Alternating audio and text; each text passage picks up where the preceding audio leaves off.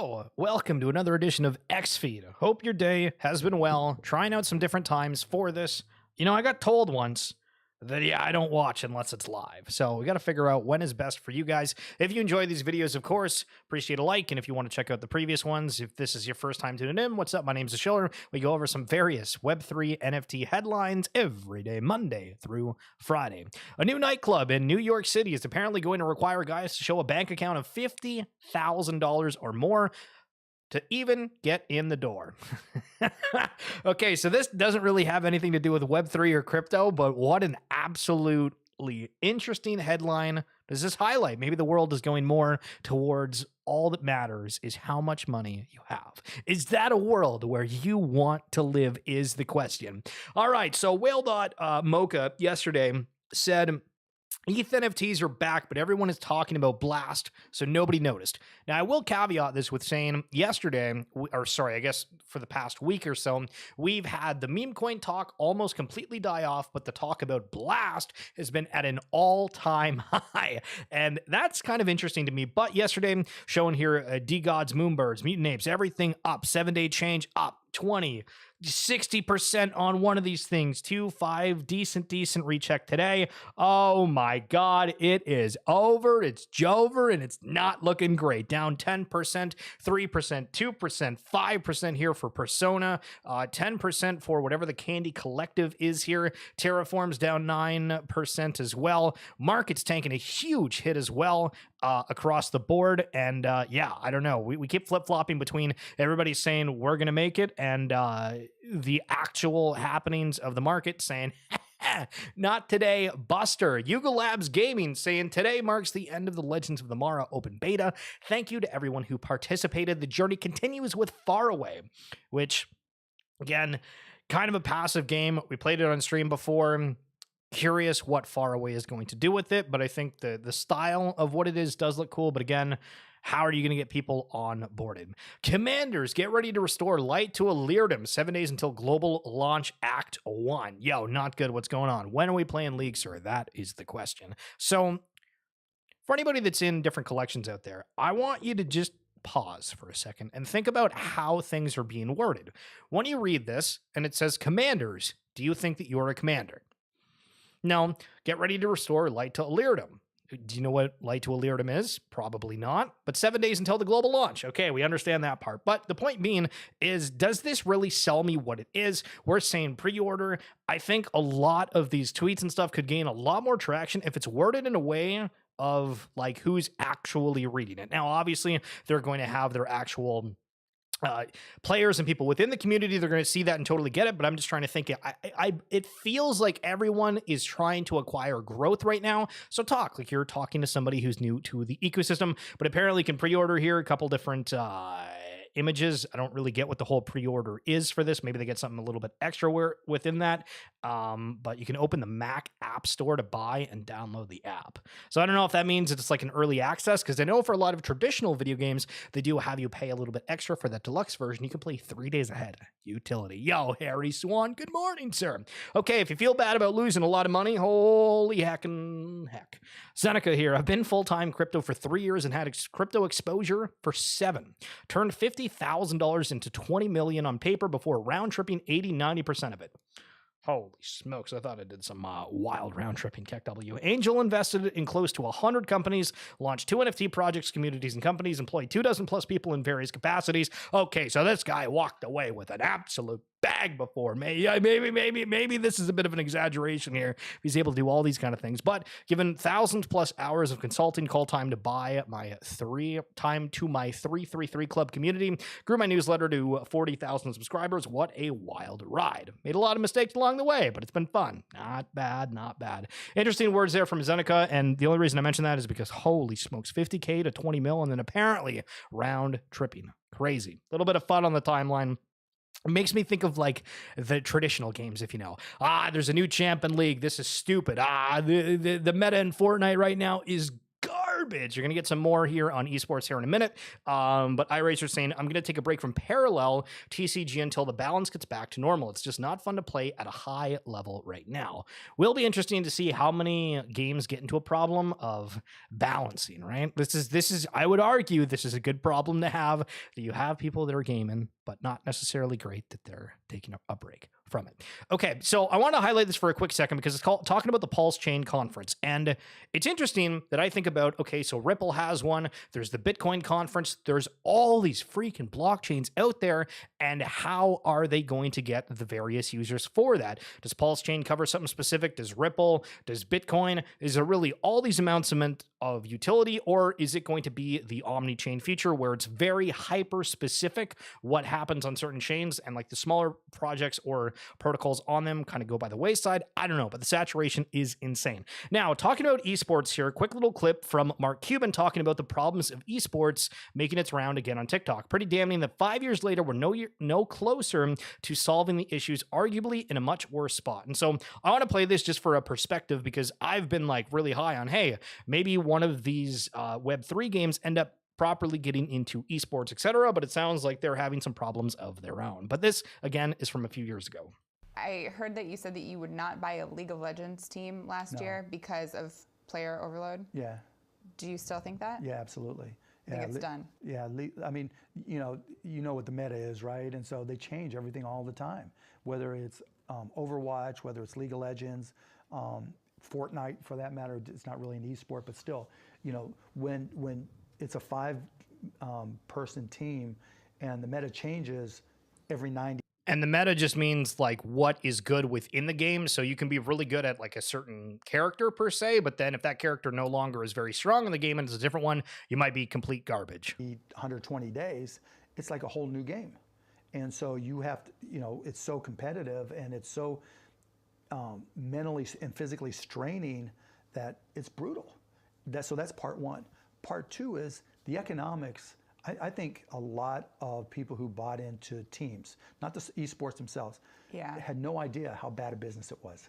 No idea. Sure. In aggregate, it's a good business. Is it growing? Yes. But domestically here in the United States, yeah, in the Asian markets, it's growing a lot. Yeah, not North America, not as much. Owning a team is an awful business. And so I think you're seeing a lot of consolidation as people get out and try to sell. You see a lot of people trying to raise more money. You see the valuations coming down, you know, and I think a lot of people who bought in didn't recognize the difference between a stream and viewer in Europe, in Asia, versus a stream and a viewer here. I mean, you read Esports Observer and you see all the Twitch numbers and everything, and you see the aggregate hours. Yo, the Twitch numbers. Even with Overwatch League, 300-some thousand maximum global viewers. I forget the exact number. You know, that's not a huge number. 300,000. I mean, respectfully, if you create anything and you have 300,000 people that are interested in it, not bad. You know what I mean? Yo, Smack Talk. How the hell are you? Some interesting perspective there regarding esports. Haven't really seen it a whole lot. We've seen like announcements of, hey, these teams are partnered, but like actual like, hey, here's what the substance of the partnership is, other than just kind of like logos, name recognition, et cetera, et cetera. That'll be interesting. VanEck's Market Vector launches a meme coin index. Top 6 assets, 30% cap, warns potential customers these coins are intended for entertainment purposes. Looks like they have Dogecoin, Shiba Inu, can't see the one behind there, Floki Inu, Bonk within their component, but all the conversations as of late of, hey, is meme coins actually going to go mainstream? Is this going to be a whole nother sector that's more than kind of what we've seen? Because every year we have the one that pops off. Is that narrative changing where it could be several for it? And it seems like by this at least, yep, meme coins are going mainstream. The Reserve Bank of India is working to make its digital currency available without being dependent on internet access. According to Governor Yeah, I'm going to mess up that name. But the point being, how the hell does it work with digital currency without internet? Is that even possible? Is that even possible? So yesterday, funny enough, we highlighted how Forgotten Runes was given kind of like this free claim for a pirate. We showed the game right quickly. And of course, my timeline today, and another thing that apparently Forgotten Runes are getting with this magical world of token gators. I've seen people that have had apes that have like a crocodile on their head, but I don't really get what this is, or I've never really looked into it. So Token Gators, Super Paper Things production, checking out the site uber quick here. It's just a coin. What am I supposed to do with this? What am I supposed to do with this? I feel like that's a swing and a miss, bucko. Justin, U.S. President Joe Biden administration says Biden would veto legislation that would allow highly regulated financial firms to custody Bitcoin and crypto. As we've said, we don't really get into politics a whole lot, but I think the way that everybody's reacting to crypto, especially within the U.S., is going to be very interesting, and it just becomes this massive political thing. So just something to note if you've seen some interesting headlines across your timeline. Breaking: Australia's Macquarie Bank will stop cash withdrawals this month and go completely cashless. Probably nothing. So for the majority of us, we are like, hey, we're in the space. We like these NFTs. We think digital collectibles and everything are something that is going to be used within our future, and we are excited for that. So we're paying attention to it. But I would argue the original thesis with crypto is, hey, how does it work within the monetary system, from cash to, traded goods, real world assets? How does that all correlate? And the fact that, ever since COVID, it feels like, hey, we are very much pushed within the digital age. At the time, it felt like things were moving very fast, and then it kind of slowed down, and now we're getting out of it, and it feels like it's starting to pick up again. But the aspect of places going cashless, again, that kind of opens up the discussion, I think, in different parts of the world about how all of that is going to look moving forward, with everybody just doing everything digitally. Justin, Robinhood reports $26 billion worth of cryptocurrencies under custody in Q1 2024. Holy smokes. And again, Robinhood got like a Wells notice from the SEC the other day for offering securities, whatever they're trying to do there.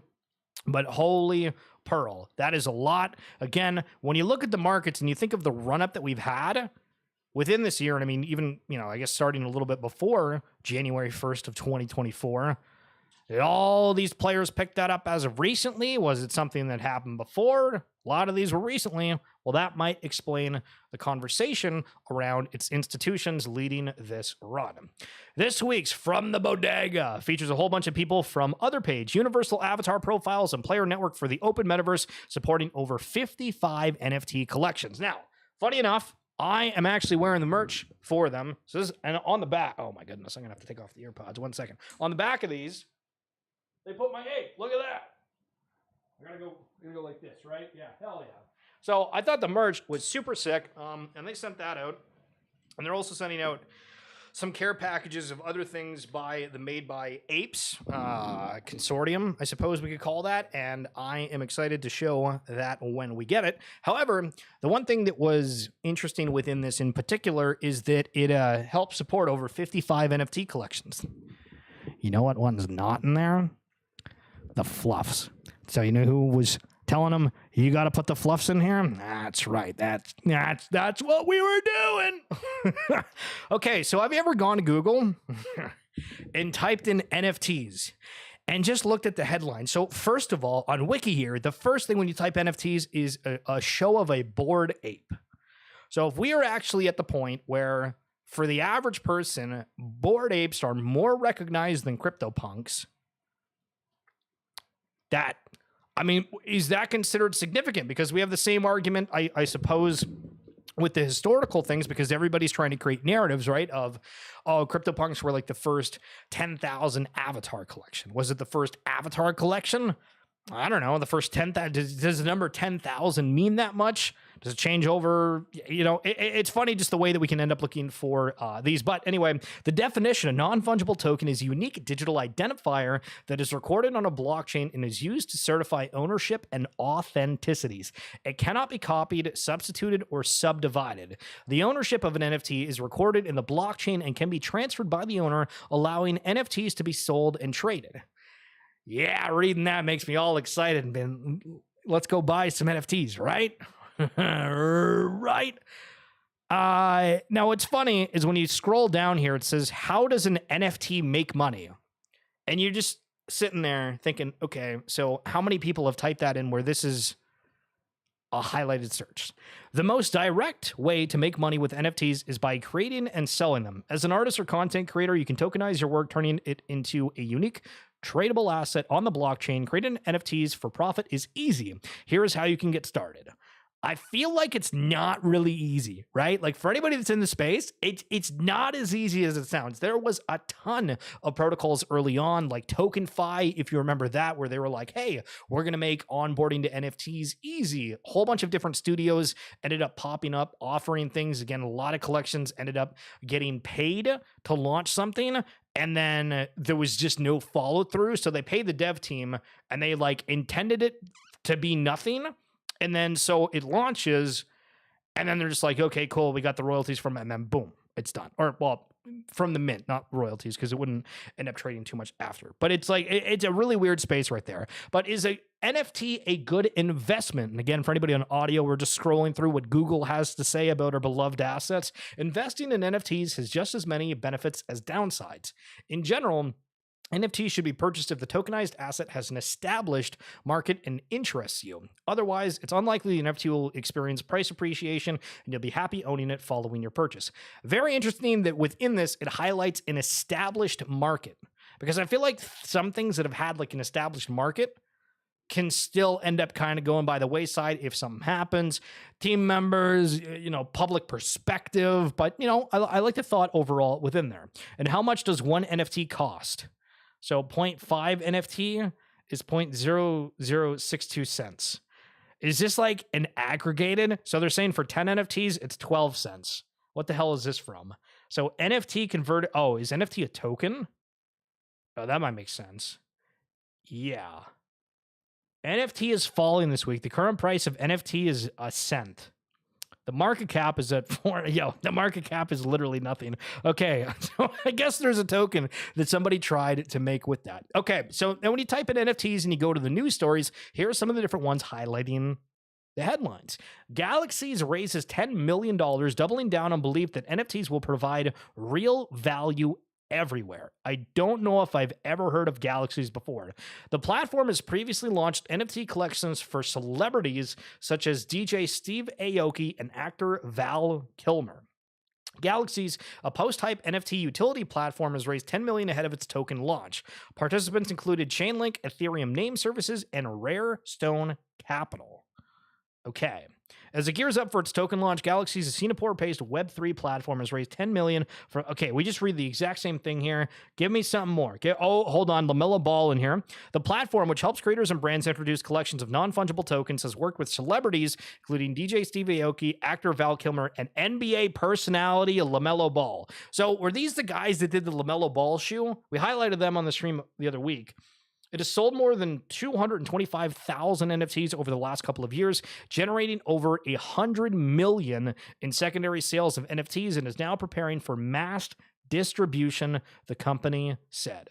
Again, I don't know if I have even heard of Galaxies before, but interesting to see them out here. Trump hosts dinner for NFT buyers on day off from the Manhattan trial. A whole bunch of the headlines are that. 6 days ago, CNBC posted another hit piece here for Bored Apes. Bored Ape Yacht Club NFTs sold for millions in 2021. Prices have dropped 90% since then. Louis Vuitton NFTs are back with a 7,900 euro Phygital varsity jacket. Yeah, that's going mainstream. Ethereum NFTs on blast. Should ETH holders worry now? So the question, the headlines, what's going on for everyone behind the scenes? Well, it seems that a lot is happening, right? From whatever collections that yours in, from the news headlines, it's something new every day. I would say for the most part, it's progressing the space forward, except for obviously there's also the concern from, as you can see with the government officials saying, hey, we're going to prevent these larger institutions from custodying a certain amount. Now, that's not saying, hey, this stuff is illegal, et cetera, but it is something just, it feels weird as someone within the space and you have what you have and, everything's working as is. Does that get disrupted at all from the regulation across the space? Or is it now at a point where it's too big to fail? We asked that question forever. And now do we get the answer?